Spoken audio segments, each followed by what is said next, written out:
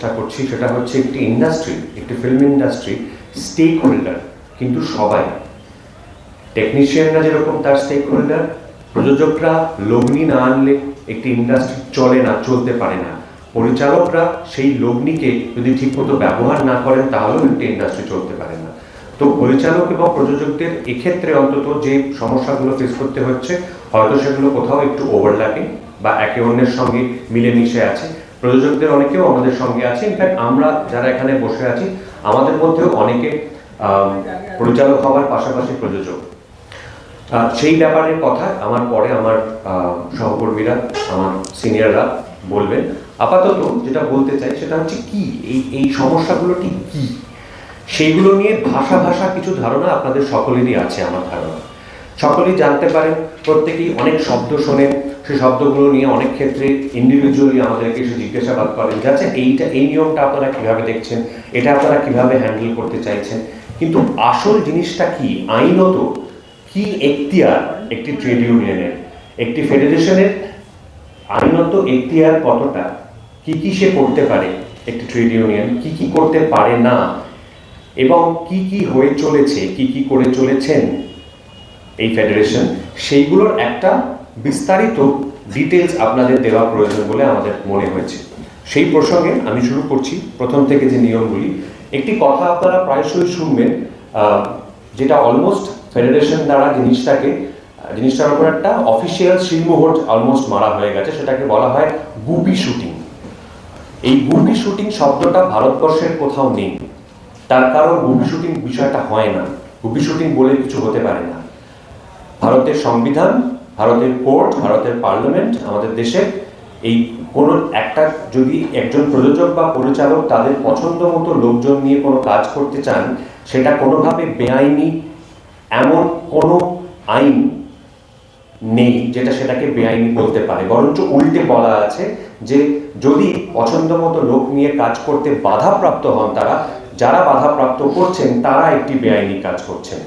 কিন্তু আমাদের এখানে আনফর্চুনেটলি ফেডারেশনের আওতাভুক্ত লোকজন ছাড়া কাউকে নিয়ে কাজ করতে গেলে সেটাকে গুপি শুটিং বলা হয়, বা ফেডারেশন যে সংখ্যক লোকজনের ঠিকা দিয়ে দিয়েছে যে এতগুলো লোককে নিয়ে কাজ করতেই হবে, তার থেকে কম নিলে তখন সেটাকে গুপি শুটিং আখ্যা দেওয়া হয়। আমি এক এক করে কয়েকটা পড়ছি, মাঝপথে আমি এন্ড্রুলিদাকে টেক ওভার করতে রিকোয়েস্ট করব। একজন চলচ্চিত্রকর্মী তিনি যদি কোনো গিল্ডের সদস্য না হন তাহলে তিনি ইন্ডাস্ট্রিতে কাজ করতে পারবেন না। যদি একান্তই করেন তাহলে সেই সমস্ত বিভাগে গিল্ডের লোকেদের নেওয়ার পরেই বাড়তি সদস্য হিসেবে তাকে নিয়োগ করা হয়। এইটা ভারতীয় সংবিধানের আর্টিকেল 21, আর্টিকেল 21-এর পরিপন্থী, যা সমস্ত নাগরিকদের আইনি যে কোনো কাজে নিজেদের ইচ্ছা মতো নিযুক্ত হওয়ার অধিকার দেয়। কোনোভাবে কোনো ট্রেড ইউনিয়ন সেই অধিকার কেড়ে নিতে পারে না। সহজ উদাহরণ হলো, কোনো সংস্থায় নিযুক্ত হওয়ার পর কোনো কর্মী নিজের ইচ্ছা মতো ট্রেড ইউনিয়নের সদস্য হতেই পারেন, এটা তার নাগরিক অধিকার। কিন্তু ট্রেড ইউনিয়নের সদস্য নন বলে তিনি কোনো চাকরি পাবেন না, এটা ভারতের কোথাও ঘটে না এবং এটি সম্পূর্ণ বেআইনি। এবং এটাই কিন্তু এখানে বারবার বছরের পর বছর ধরে করা হচ্ছে। একটি বিশেষ ইউনিয়নের সদস্য না হলে তাকে কাজ করা থেকে বাধা দেওয়া হচ্ছে, যেটা সারা ভারতবর্ষের প্রচলিত আইন অনুযায়ী বেআইনি। 2 নম্বর, এর পরের সমস্যা হলো চাইলেই কেউ গিল্ডের সদস্য কিন্তু হতে পারেনও না। কেউ যদি মনে করেন যে গিল্ডের সদস্যপদ পাওয়ার পরে তিনি ইন্ডাস্ট্রিতে কাজ করবেন, সেখানেও তিনি আটকে যাবেন।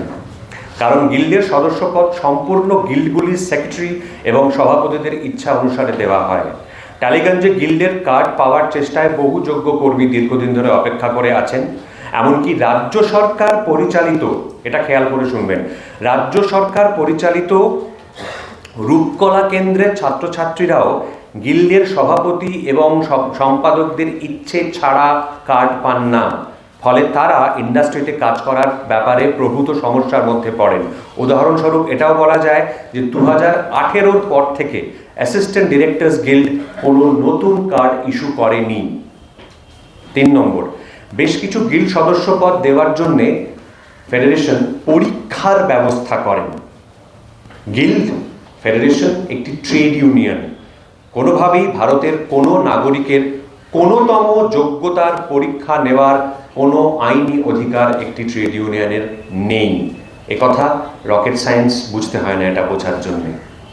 এবং এই যে রূপকলা রাজ্য সরকারেরই অনুমোদিত, তাদেরই পরিচালিত একটি সংস্থা থেকে ছাত্রছাত্রীরা যখন কেউ পরিচালনা, কেউ সম্পাদনা, কেউ চিত্রগ্রহণ শিখে যখন বেরোন, তারা যখন কাজ করতে আসেন, ফেডারেশন একটি ট্রেড ইউনিয়ন তাদের পরীক্ষা নেন আবার।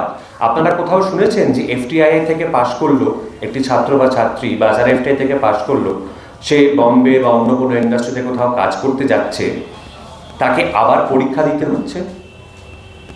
এই যে ইনস্টিটিউশনগুলো আছে ইনক্লুডিং রূপকলা কেন্দ্র, এদের শিলমোহরটাই তো সেই কথা বলে যে এরা যোগ্য। সেখানে একটা ট্রেড ইউনিয়ন কি করে তাদের পরীক্ষা নেয়?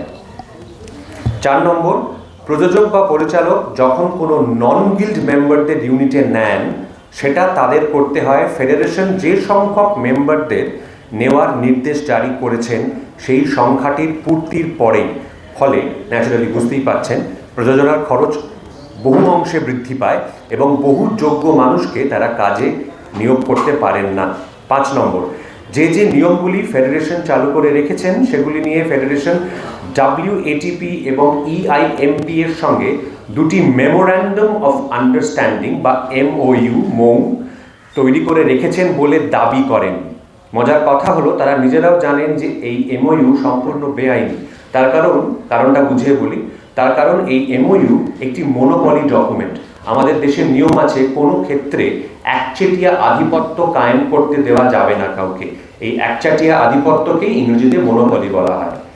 এই MOU-গুলিতে লেখা আছে যে যারা এই MOU মানে তৈরি করছেন, অন্য যে পার্টি, এক্ষেত্রে WATP কিংবা EIMPA, তারা এই ফেডারেশন ছাড়া অন্য কোনো সংগঠনের কোনো কর্মী নিয়োগ করতে পারবেন না।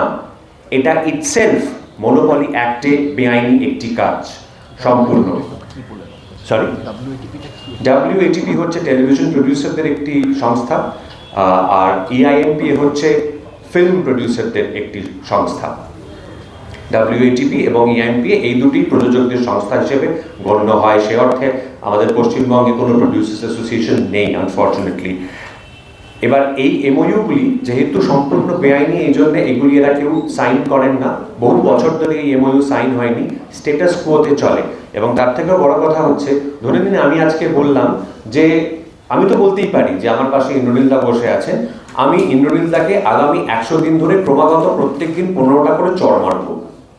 এই মর্মে আমি একটা MOU সাইন করলাম ওনার সঙ্গে। বাট আমাকে তো ভারতের সংবিধান, ভারতের আইন এই অধিকারটা দেয় না। আমি MOU করতেই পারি, কিন্তু সেটা কি আইন সিদ্ধ? সেটা যদি আইন সিদ্ধ না হয় তাহলে তো MOU-টাই দাঁড়ায় না। সেটা ওরাও জানেন, সেই কারণেই এটা সই করা হয় না বছরের পর বছর ধরে। মজার কথা হলো যে ফলত তারা সেখানে সই করেন না। নতুন নতুন নিয়ম তারা কখনো মৌখিকভাবে, কখনো হোয়াটসঅ্যাপ মেসেজের মাধ্যমে, বা কখনো প্রোডাকশন কন্ট্রোলারদের দিয়ে প্রযোজক বা পরিচালকদের জানিয়ে দেন। এই প্রসঙ্গে এটা বলা জরুরি যে ইন্ডাস্ট্রির কোনো রকম নিয়ম তৈরি করার কোনো আইনি অধিকার কোনো ট্রেড ইউনিয়নের নেই। সুদের সাথে একটু আগে যেটা বললেন, ট্রেড ইউনিয়ন একটি অত্যন্ত গুরুত্বপূর্ণ সংগঠন, বা একাধিক ট্রেড ইউনিয়ন থাকতে পারে একটি ইন্ডাস্ট্রিতে। প্রত্যেকটি ইম্পর্টেন্ট। তাদের কাজ কর্মীদের, শ্রমিকদের ওয়েজ রেট নিয়ে নেগোশিয়েট করা, এমপ্লয়ারদের সঙ্গে আওয়ার্স নিয়ে তারা কথা বলতে পারেন, কিন্তু আইন তৈরি করার কোনো রকম অধিকার এবং চাপিয়ে দেওয়ার অধিকার তো একেবারেই নেই।